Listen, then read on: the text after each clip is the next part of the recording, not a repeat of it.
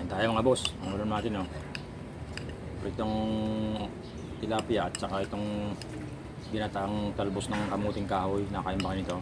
Ang mga taga-Bicol, kaya lang kailangan ito. Ayan, kain tayo. Ayan. Ano? Oh, masarap to. Nakapit itong tilapia. Ginataan. Ayun na. Ayun, oh. Oh, sarap. Kain. Tikman natin. Naku po. Sarap kayo. Kain.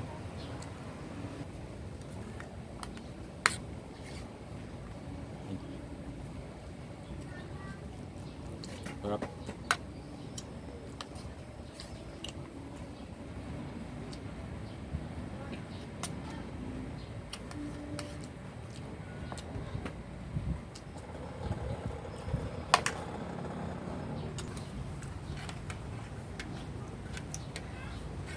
At boss, yun.